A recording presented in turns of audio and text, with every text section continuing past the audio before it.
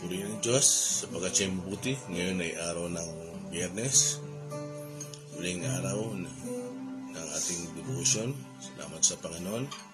Bilis ang araw, Sabot linggo na naman. Praise God, tayo ay pinagtatagumpay ng Panginoon sa bawat araw. Amen. Kaya bago ang lahat, tayo muna ay umawit ng tunay na dakila. Hallelujah.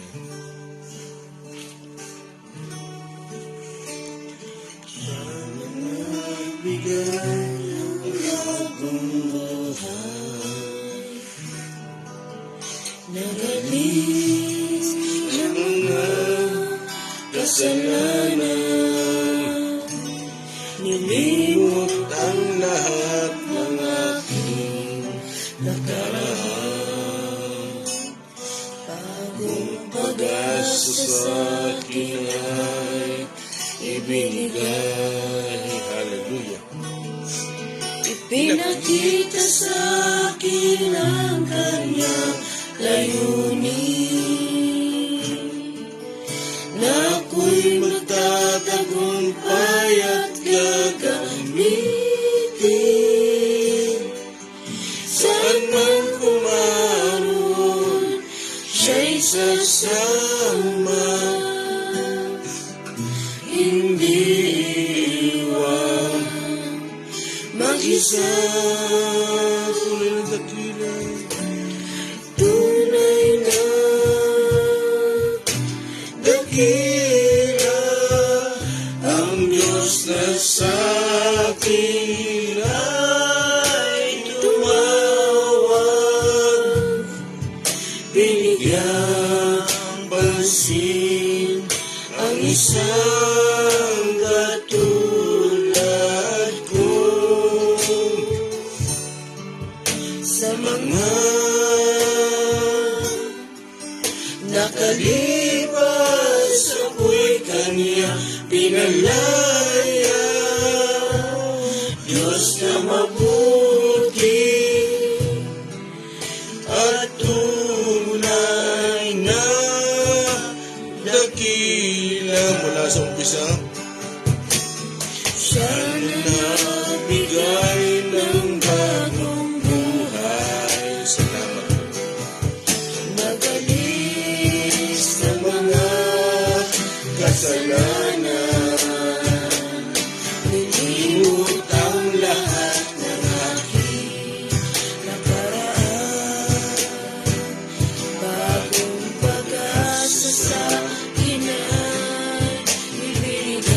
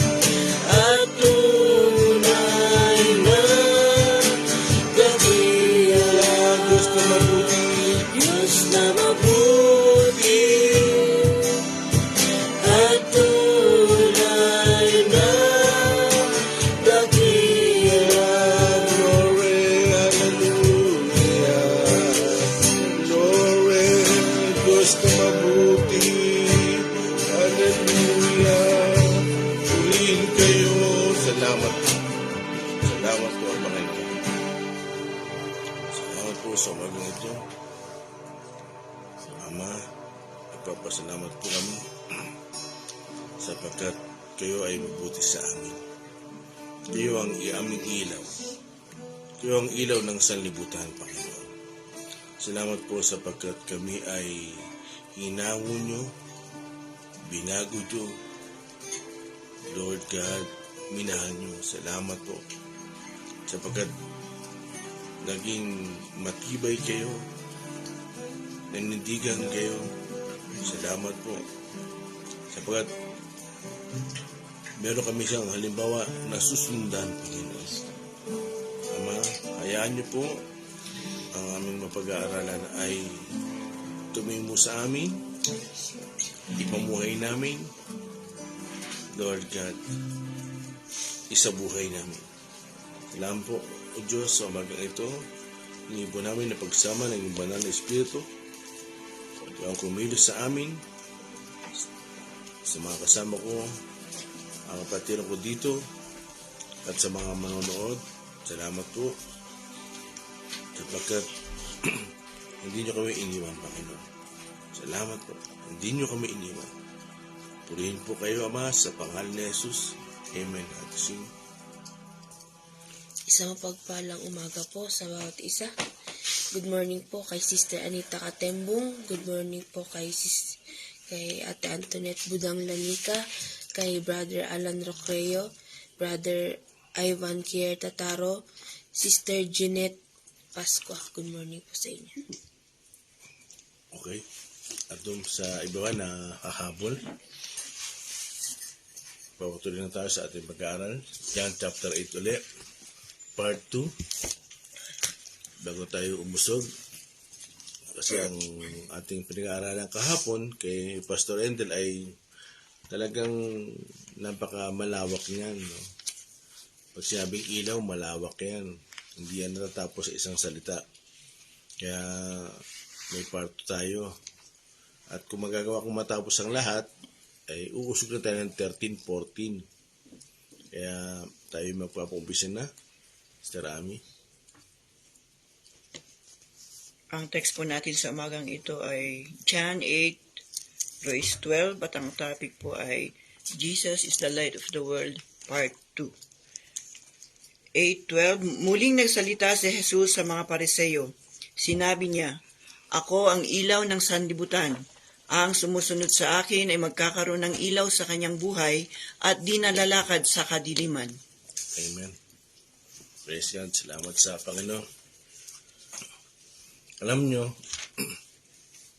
mula John chapter 4, sinabi ng Panginoon, ako ang, bilangin natin, sabi ng Panginoon, ako ang tubig na nagbibigay buhay. Sa John chapter 6, sinabi niya, ako ang tinapay ng buhay. Sa John chapter 8, ay sinabi niya, ako ang ilaw ng sanlibutan. At marami pa yan. Na inaakin ng Panginoon, I am. Ako. Ako, capital letter yan. Ilista niya, huwag niyong kakalimutan yan. Ako ang tubig ng buhay. Ako ang tinapay ng buhay. Ako ang ilaw ng sanlibutan. Marami pa yan. Ako ang daan. Ako ang katotohanan. At ang buhay. Ibig sabihin, wala ka nang pupuntahan. Nasa Kanya na lahat. Amen? Kaya, diyan sa ating teksto na pagbubulay-bulay natin, ako ang ilaw ng sanlibutan. Ako ang ilaw. Siya ang ilaw. So dito, ako ang ilaw ng sanlibutan. Bago ang Panginoon magkatawan tao, from Malakay to Matthew, isa sa mga estimated na mga sinasabi ng mga theologian ay 400 years ang pagitan niyan. Ibig sabihin, 400 taon na nahimik ang Diyos. Hindi siya nagpadala ng anghel, propeta, hindi siya hindi siya nagparamdam, hindi siya gumawa ng himala. Wala lahat. Gaano katagal yun na hindi na nagparamdam ang Diyos? Nagawa ng Diyos yun na manahimik 400 taon. Kalimitan sinasabi ng mga theologians. Ganong katagal. From Malakay. Kasi ang last book o aklat sa Old Testament ay Malakay. So, ang kasunod dyan, Matthew. So, sa Malakay, 400 years ago, bago bumaba ang Panginoon. Bakit? Sa Matthew chapter 1, verse 21, ang sinasabi ng anghel kay Jose, magsisilang siya ng isang sanggol at tatawaging Jesus. At ililigtas niya ang kanyang bayan. Kaya, Matthew chapter 1, verse 21. So, from Malakay, kung makita natin dyan, ay hindi gumawa ng pagkilos ang Panginoon. O hindi siya nagparamdam. Hindi ko alam kung ano ang nangyayari sa mundo. Bakit? Hindi na nakikialaman Diyos eh. So, ibig sabihin, 400 years ay bugbog ang mundo. Pinutakte ng ng mga demonyo, ng mga diablo, ng masasamang espiritu. Biruin nyo, lumaganap ang kasamaan. Kaya, sa John chapter 1, number 1 natin. John chapter 1. John chapter 1, verse 4 to 5. Basta namin yung numbering ko. Tatanong ako sa iyo. Sino kayo na? Tayo. Medyo marami numbers eh. Gusto kong bawasan eh. John chapter 1, verse 45. Sa kanya ay may buhay at ang buhay ay siyang ilaw ng sangkatauhan. Nagliliwanag sa kadiliman ng ilaw at hindi ito nagapi kailanman ng kadiliman. Amen. Hindi ito nagapi kailanman ng kadiliman. Ibig sabihin, yung kadiliman talaga ay nauna na dito. Pag sinabing ilaw, napakalawak dyan. At ang unang-unang makikita natin dyan, sa salitang ilaw ng sanlibutan, ibig sabihin, nagtagumpay na ang Panginoon. Nagtagumpay na ang Panginoon. Bakit? Anong number 2 verse natin? 1 John 5:19. 1 John 5:19. Sunod-sunod yan. 1 John chapter 5 verse 19. Alam nating tayo'y mga anak ng Diyos, kahit na ang buong sanlibutan ay nasa kapangyarihan ng diablo. Yun. Diyan ka lang. So, ibig sabihin, alam natin na tayo mga anak ng Diyos. No? Anak na tayo ng Diyos. Pero ganun pa man, nasa mundo pa rin tayo eh. Hindi pa rin tayo kinukuha ng Panginoon eh. Gusto niyo ba kunin ng Diyos? Gusto niyo ba kunin ni Lord? Hindi. Anong sabi doon? Bagamat ang sanlibutan ay nasa ilalim ng kapangyarihan ng diablo. Hinahayaan niya pa yung pag-alagala. Pag sinabing kapangyarihan mandaya, kapangyarihan magwasak, kapangyarihan pumatay ng buhay, yung alisan ka ng buhay, kapangyarihan magnakaw, no? Hindi ibig sabihin, kontrolado niya ang buong mundo, hinahayaan lang siyang pag-alagala. Naalala niyo ba sa Job? Sa Job chapter 1, verse 6 to 7, 8 yata yun, 6, 7, 8. Anong sabi? Satanas, saan ka nang galing? Anong sagot ni Satanas? Nagpagala-gala sa daigdig. Ibig sabihin, inahayaan siyang pagala-gala. Kasi bakit? Pagdating ng panahon, pagdarating na yung paghahari ng Diyos, yung tinatawag ng millennial reign of Christ, huhulihin siya. At 1,000 years siyang ikukulong uli. Huwag natin pag-usapan yun. Mahabang usapin yan. So, ibig sabihin, ang talagang may control, ang Diyos. Pero ganun pa man, bakit hinahayaan ng Diyos? Meron siyang gusto mangyari. Yun ang kailangan alamin natin.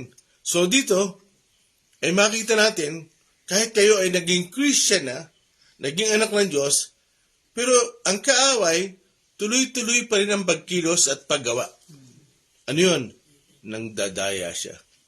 At ang ikaw ay pag naging anak ng Diyos, yun, napuputol na. Nalilimitahan na. Kasi bakit? Pag anak ka ng Diyos, kung gusto ni Satan gumawa sa iyo, ang gagawin niya, magpapaalam muna sa Diyos. Kagaya kay Job. Yun ang magagawa niya. Pag gusto kang subukin, tuksihin, magpapaalam muna sa Diyos. Lahat tayo. Pag tayo yung mga anak ng Diyos, nagpapaalam muna yan. Tutuksihin ko si Daniel, Sige, wag mo lang siyang papatayin. Amen? So, makikita natin dito yung pagkilos at paggawa ng kaaway. Amen? Okay. Ano yung next verse? John 3:19. 3:19. Bibilisan ko.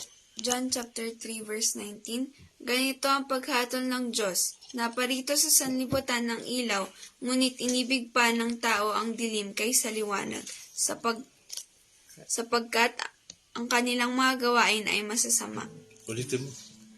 Sa verse 19 po, ganito ang paghatol ng Diyos, naparito sa sanlibutan ng ilaw, ngunit inibig pa ng mga tao ang kadiliman kaysa liwanag, sapagkat ang kanilang mga gawain ay masasama. Amen. So, nagparito raw ang ilaw.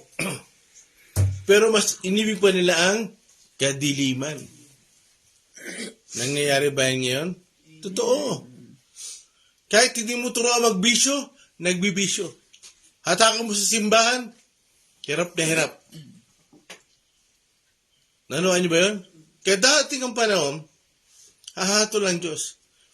Pero ganun pa man, may nais ipakita ang Diyos.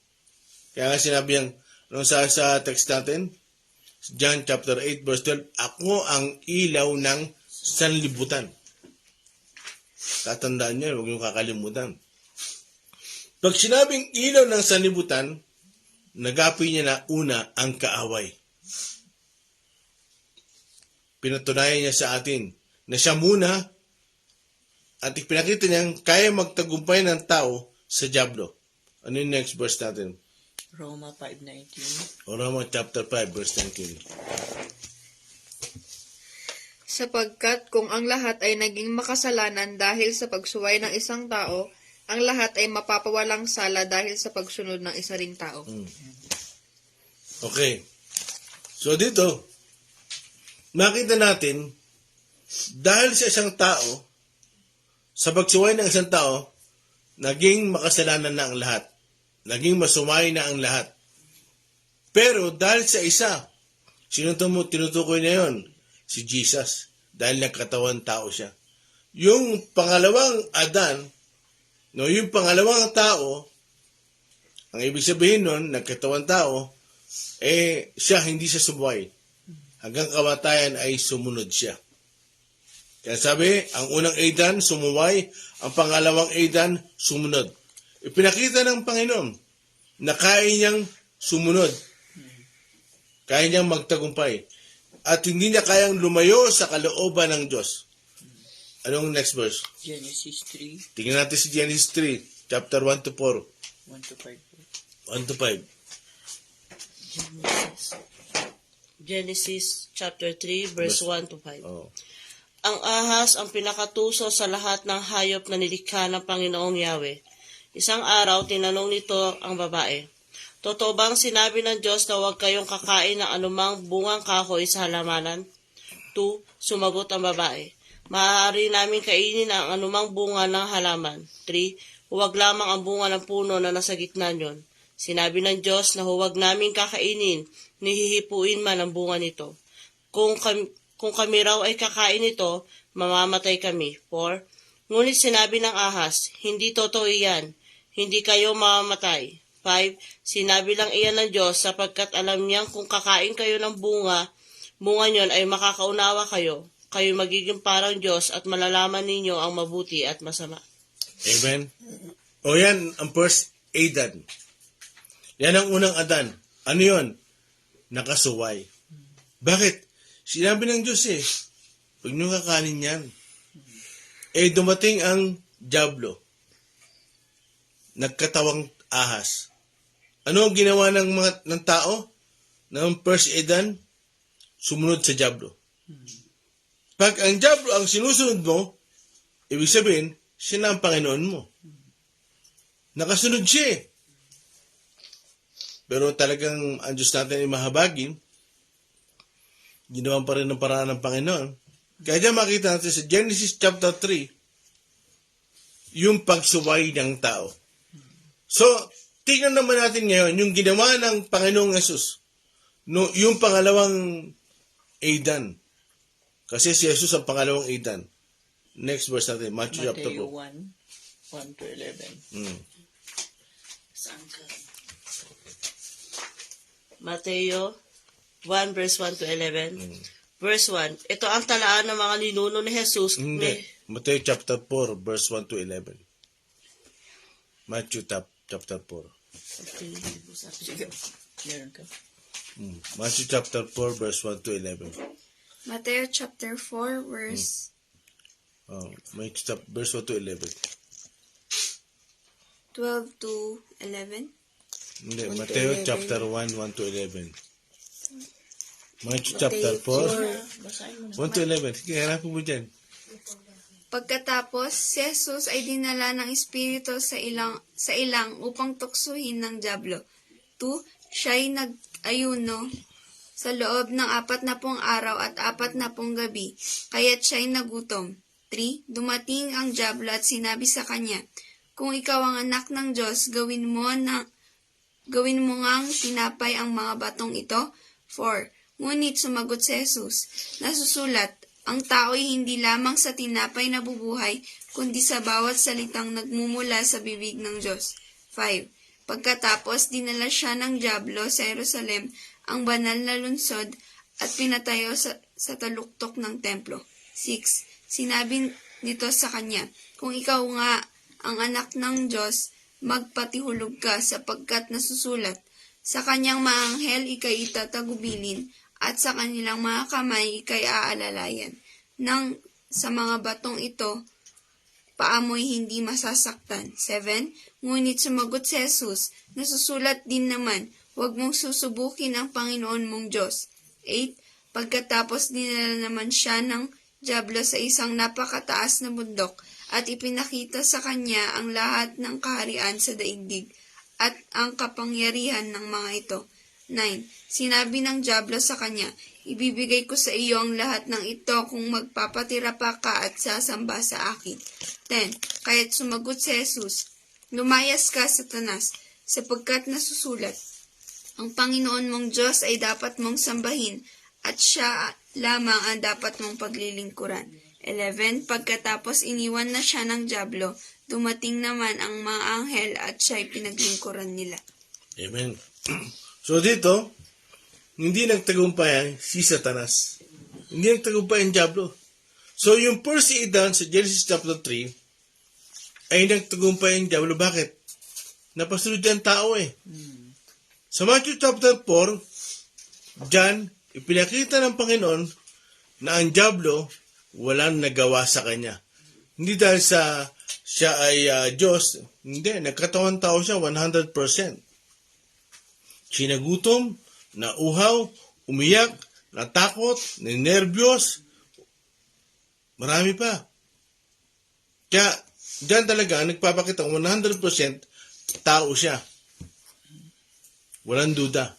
Kaya, diyan ipinakikita na walang nagawa si Satanas. Wala siya nagawa. Bakit? Ang sabi ni Jesus, lumayas ka, Satanas. Ibig sabihin, nagtagumpay na ang Panginoon. Kung nagawa ng Panginoon magtagumpay, tayo rin. Pero ano niyo ba? Ang pinakamagandang basahin dyan sa verse 1. Matthew chapter 4, Dayan, 4 verse 1. Pagkatapos si Jesus ay dinala ng Espiritu sa ilang upang tuksohin ng dyablo. Amen. Ang Holy Spirit ang gumawa ng appointment. Yung pagtatagpo ng dalawa. Ang Holy Spirit, siya ang nagdala sa ilang para talagang subukin, testingin kung makakalusot si Satanas. Kung makakalusot si Satanas. Hindi siya nakalusot. Ibig sabihin, ang Panginoon, tinalo niya ang leader ng kasamaan. Diba? Sabi ng Panginoon sa John 8:44, ang inyong ama, sabi niya doon sa mga Pariseo at sa mga tagapagturo ng kautusan, ang inyong ama ay Diablo. Siya ay ama ng kasinungalingan. Kaya dyan, naisipakita ng Panginoon sa Matthew chapter 4, talagang bago natin talunin ang Diablo at yung kanyang mga kapon, siya muna. Pinakita niya. Malinaw. Ano next verse natin? Matthew 4:12-17. Oh. Kaya dito, makikita nyo naman, kung ang Panginoon, tinalo niya ang leader, si Satanas, dito makikita nyo, sa ating teksto, ako ang ilaw ng sanlibutan at ang sumusunod sa akin, sabi doon, aalis sa kadiliman.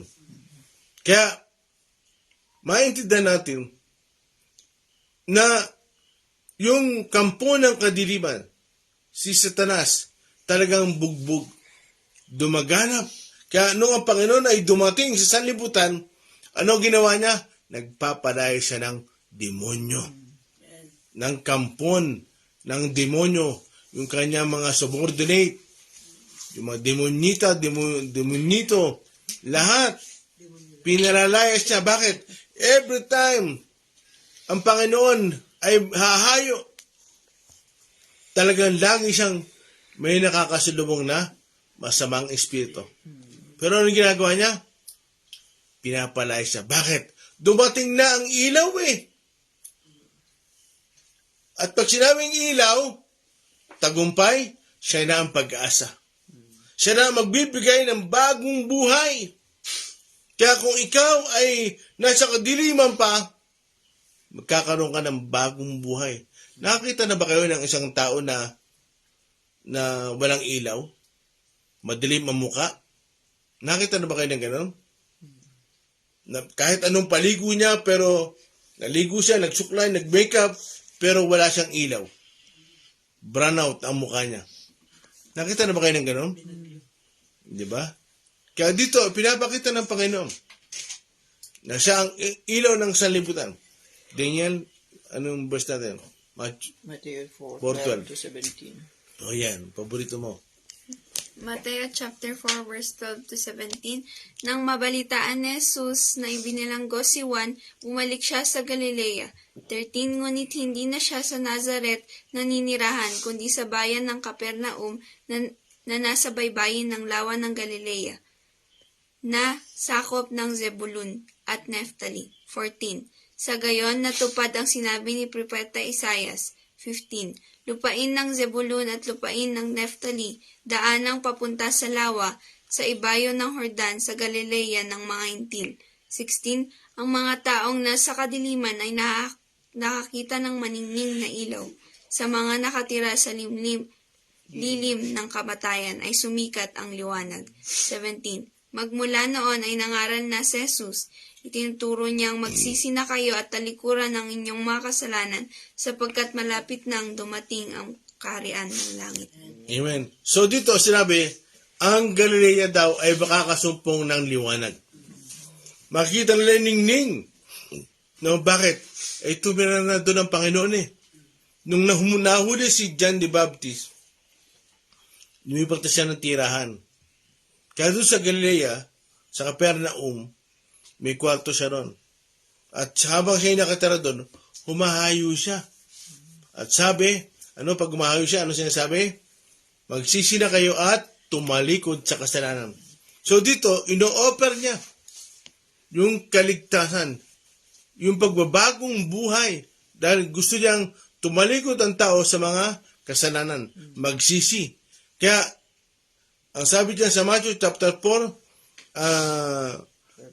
verse 15, 16, hanggang 17, ang sabi, nakakita daw ang Galilea ng maningning na liwanag. Bakit? Dumating na ang ilaw eh. Doon sa Capernaum. Talagang nangaral siya. Naintindihan ba yung sinasabi ko? Nakakita ang Galilea ng liwanag. Bakit? Nangangaral ng Panginoon. Hindi siya tumitigil. Amen? Amen. Kasi mamaya, uulitin ko yan. Anong number na tayo? Mark, number 7, Mark 1, 34 to 39. Marcos. Marcos. Na kanino? Thomas washing. Oh, hinahabol ko. May pa oras. Marcos 1, 34 to 39. Pinagaling ni Jesus ang maraming may sakit, anuman ang kanilang karamdaman. Pinalayas din niya ang mga demonyo at hindi niya hinayaang magsalita ang mga ito sapagkat alam nila kung sino siya. Okay, post lang. Dahil pagaling siya na may sakit at pinalayas ang mga demonyo. Hindi niya raw hinayaang magsalita ito. Bakit? Ang gusto ng Panginoon, hindi ang demonyo ang magpapatotoo sa Kanya. Ang gusto ng Panginoon, tayo ang magpapatotoo sa Kanya. Hindi ang demonyo. Kita niyo yung kay Pablo? Sinasabi ng babae noon na inaalihan ng masamang espiritu. Sila lingkod ng Panginoon. Ituturo nila sa inyo ang kaligtasan. Anong ginawa ni Pablo? Ni-rebuke. Bakit? Hindi gusto ni Pablo ang masamang espiritu ang magpapatotoo sa kanila. Kasi ang gusto rin ni Pablo, ang mga lingkod ng Diyos ang magpapatotoo. Yan ang bili ng Panginoon eh. Tuloy. Madaling araw pa'y bumangon ng si Jesus at punta sa isang lugar kung saan maaari siyang manalangin mag-isa. 36. Hinanap siya ni Simon at ng mga kasama nito. At nang matagpuan siya ay sinabi nila, hinahanap po kayo ng mga tao. 38. Ngunit sinabi niya sa kanila, kailangang pumunta rin tayo sa mga karatigbayan upang makapangaral ako roon. Ito ang dahilan ng pagparito ko rito. 39. Nilibot nga ni Jesus ang buong Galilea. Nangaral siya sa kanilang mga sinagoga at nagpalayas ng mga demonyo. Yun. Nagpalayas sa mga demonyo. Nangaral siya. Ibig sabihin, humahayo siya. Bakit? Dala-dala niya ang ilaw eh. Siya ang ilaw eh. Siya ang ilaw. Bakit? Gusto niyang lumaya ang tao. Gusto niya magkaroon ng bagong buhay ang tao. Amen? O, bawas ako paliwanag dyan. Next verse. Lucas 10, verse 19. Okay.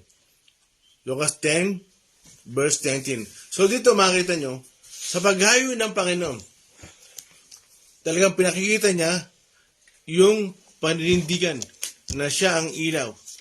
Binibigyan niya ng pag-asa ang mga tao. Bakit? Yun ang ibig sabihin ng ilaw eh.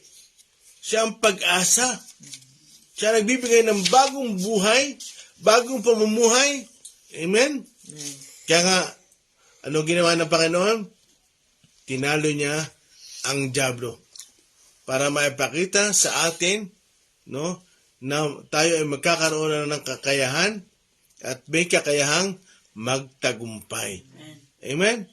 Hindi pa pwede sasabihin na, hindi, malakas yun eh. Hindi. Kaya mo yun. Bakit?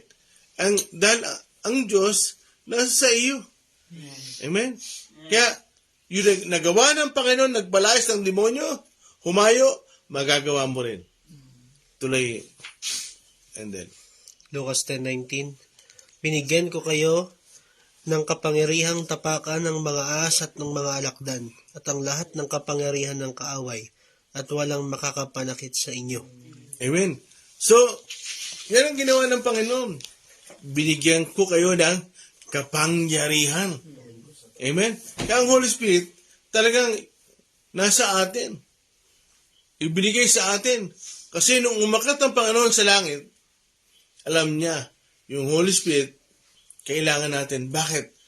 Para yung ilaw na ibinigay sa atin at yung kapangyarihan na nasa atin, mapakinabangan natin.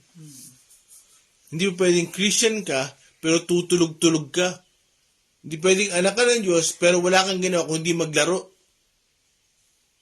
Kailangan, dito, ipakita natin sa kaway na hindi siya magtatagumpay. Naunahan niyo ba? Amen. Kasi, porke pa tinawag tayong anak ng Diyos at ilaw ng sanlibutan. Nakuha niyo ba? Anong verse na susunod? Mateo 5:14 to 16. Okay. Mateo 5:14. Bago basahin yan. So, dito makita niyo mga kapatid. Anong teksto muna natin basahin? Balik tayo sa teksto. John 8 verse 12. Balik tayo. John 8 verse 12. Muling nagsalita si Jesus sa mga Pariseyo. Sinabi niya, "Ako ang ilaw ng sanlibutan. Ang sumusunod sa akin ay magkakaroon ng ilaw sa kanyang buhay at di nalalakad sa kadiliman." Yun. Ako ang ilaw ng sanlibutan. Paki-ready yung visual aids ko. Ang sumusunod sa akin ay hindi nalalakad sa kadiliman. Pakulit mo nga. Muling nagsalita si Jesus sa mga Pariseyo. Sinabi niya, "Ako ang ilaw ng sanlibutan. Ang sumusunod sa akin ay magkakaroon ng ilaw sa kanyang buhay at di nalalakad sa kadiliman." Yun. Magkakaroon ng ilaw sa kanyang buhay. Ano ibig sabihin? No? Meron siyang bagong buhay. Bagong pag-asa. Bagong pamumuhay. Bakit? Kasi, sumunod tayo sa Panginoon Nanawaan niyo ba yun? Pakabasa mo ng 5:14 bago si Ender tawagin ko. Pakasidahan niya yung kandila para ipakita natin yung visual aids natin. Mateo 5:14 to 15. Kayo ang ilaw ng sanlibutan. Ang isang lungsod na nakatayo sa ibabaw ng burol ay hindi maitatago. 15. Wala din namang taong nagsisindi ng ilaw at pagkatapos ay inilalagay iyon sa ilalim ng malaking takalan. Sa halip inilalagay iyon sa talagang patungan upang matanglawan ang lahat ng nasa bahay. Yun. Amen. So, kayo daw ang ilaw ng sanlibutan. Tayo. Tandaan nyo, tayo ang ilaw. Kaya bago ko tayo matapos, may sasabihin ako mamaya. So dito, gaya na sinabi sa text natin, sabi ng Panginoon, ako ang ilaw ng sanlibutan, pero ang kandila. Maganda. Ito ang sample niyan. Sabi ng Panginoon, I am the light of the world. Ako ang ilaw ng sanlibutan. At lahat ng lahat ng sumusunod sa akin. Nakikita ba, Shing? Lahat ng dito kasi yung pinaka-eksakto. Sana mag-click to, no? Sinabi ng Panginoon, ako ang ilaw ng sanlibutan. At lahat ng sumusunod sa akin ay magiging ilaw. At mawawala na siya sa kadiliman. Ito yan. Halimbawa, ito ang Panginoon. Lalapit ni Endel. Yung mga palito na sunod-sunod. Tayo yung simbolo ng palito. Tayo isa-isa nakasunod dyan. So, tatawa ka. Sige, masaya siya Endel Tuloy mo. Ito, tingnan nyo ito mga kapatid. Ganito yan. Ibaba ka ba? Dikit na. Sige, dikit mo. Tapos tuloy-tuloy lang, dikit lang. Ako ang ilaw ng sanlibutan. At ang sumusunod sa akin ay magiging ilaw. Tuloy.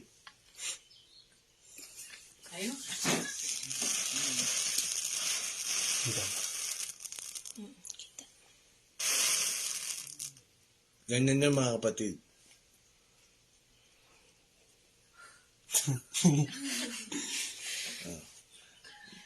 Ano nangyari, Ender?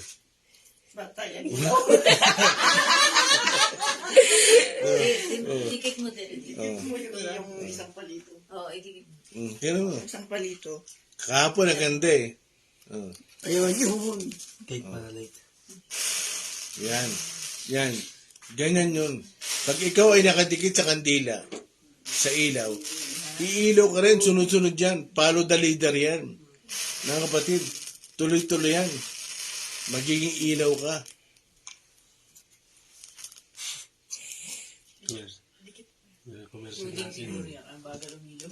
Hindi, siguro naglalaro.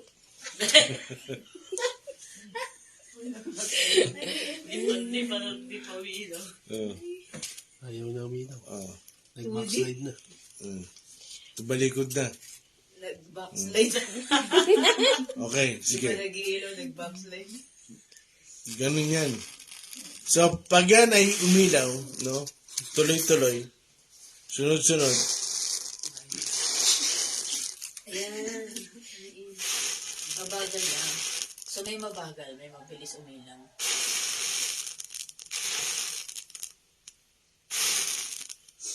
Then pati mo. sige.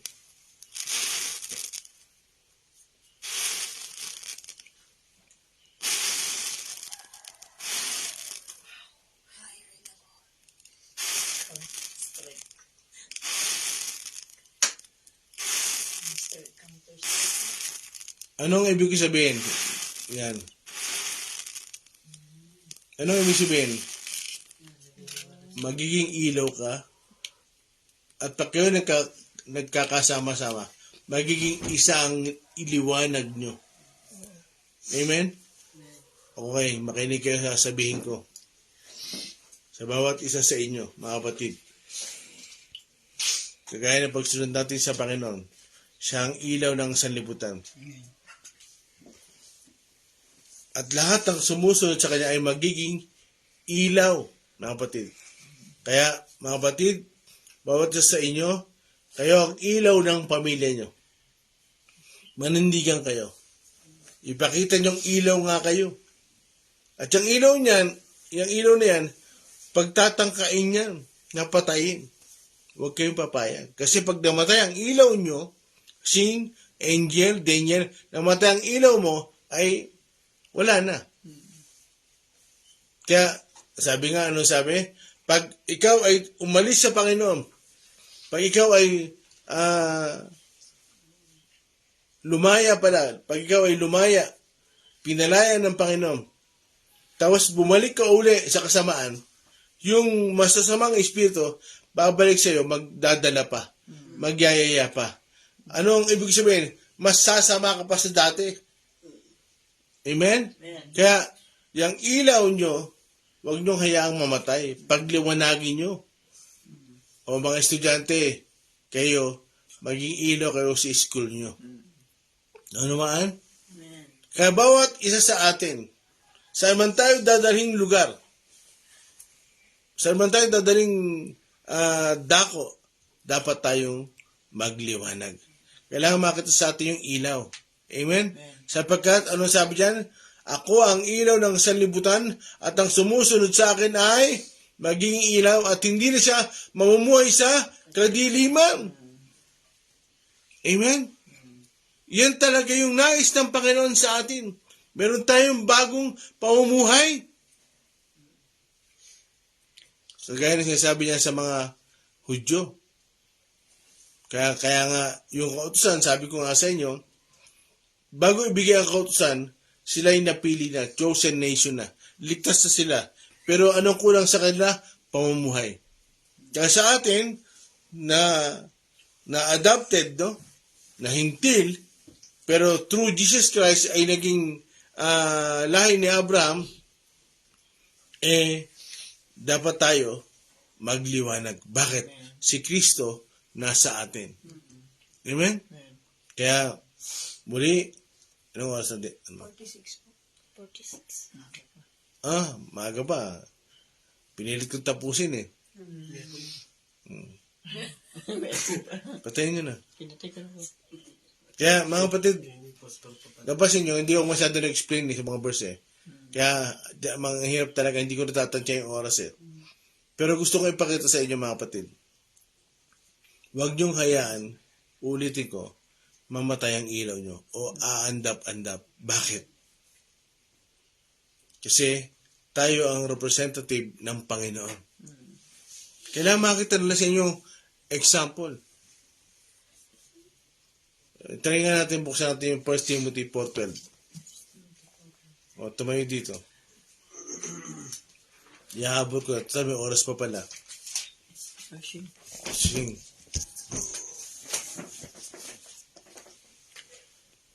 First Timothy 4:12. 4, verse 12.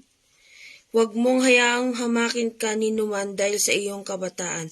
Sa halip sikapin mong maging halimbawa sa mga mananampalataya, sa iyong pagsasalita, pag-uugali, pag-ibig, pananampalataya at malinis na pamumuhay. Yun. Be an example. Maging halimbawa ka.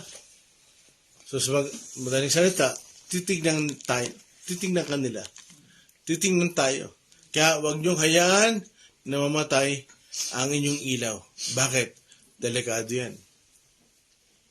Kaya, muli-ulitin ko, natalo ng Panginoon ang leader at yung kanyang mga kampon.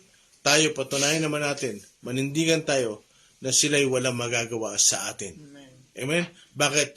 Yung ilaw na yon nasa puso na natin. At yung banal na Espiritu nasa sa atin. Kaya talagang wala lang dahilan para hindi tayo magtagumpay. At para wala lang dahilan para hindi ka magliwanag. Amen? Kaya tunay na dakila.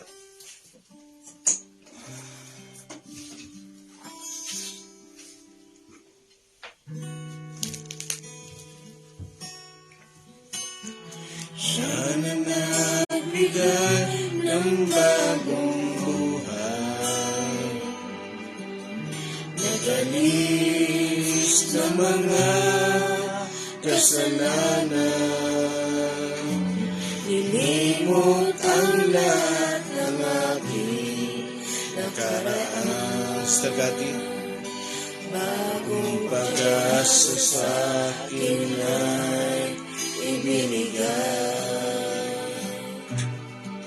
Ipinakita sa akin ang kanyang layunin, na ako'y magtatagumpay at gagamitin. Saan man pumaroon, siya'y sasama.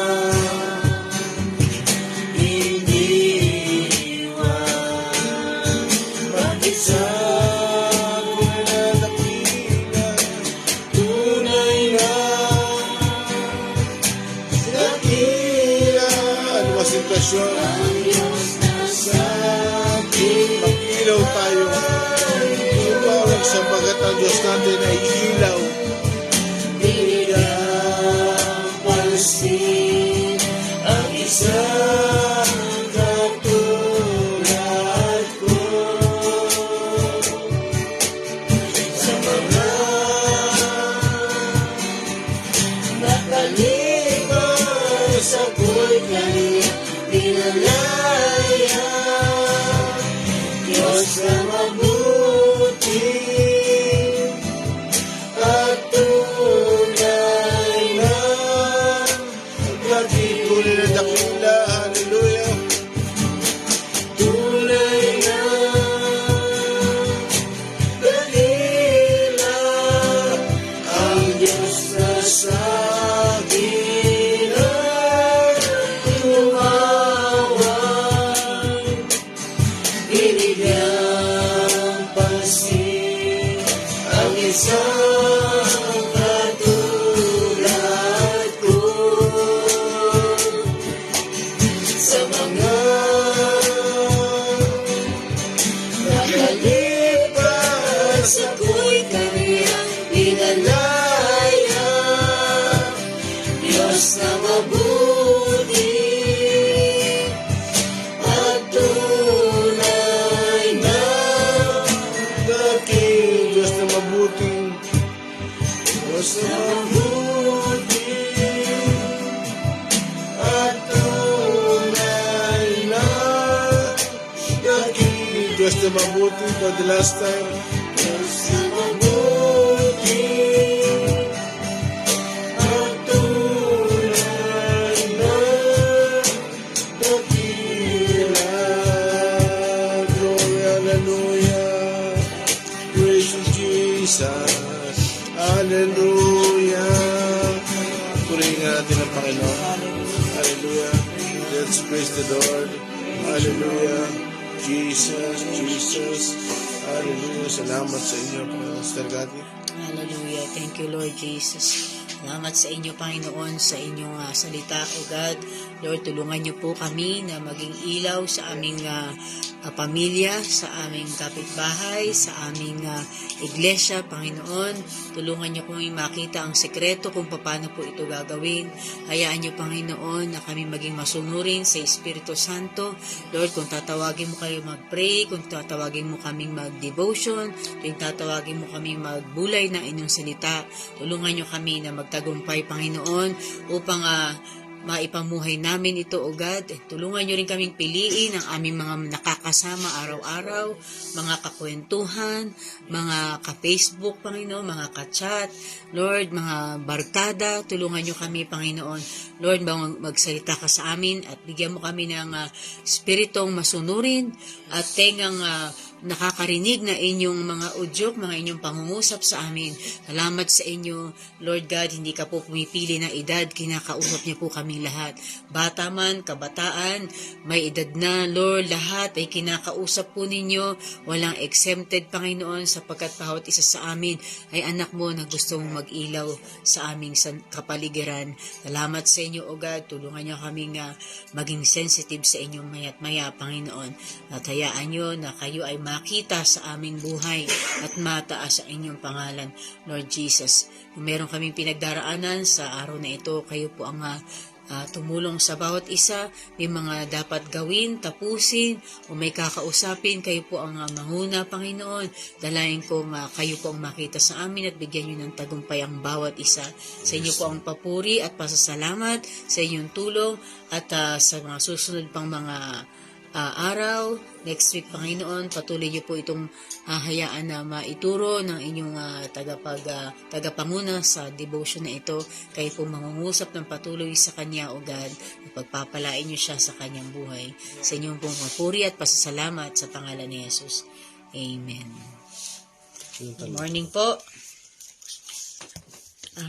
Sister Gina Yen, good morning. Sister Eden Dano, Sister Aquino Raymar, Pastora Mary Chris Claudio, Brother Ray Bendo, Pastor June, Sister Lilay Uwal, Faustina Puentes, Brother Elias Gadia, JC Gardose. Good morning po.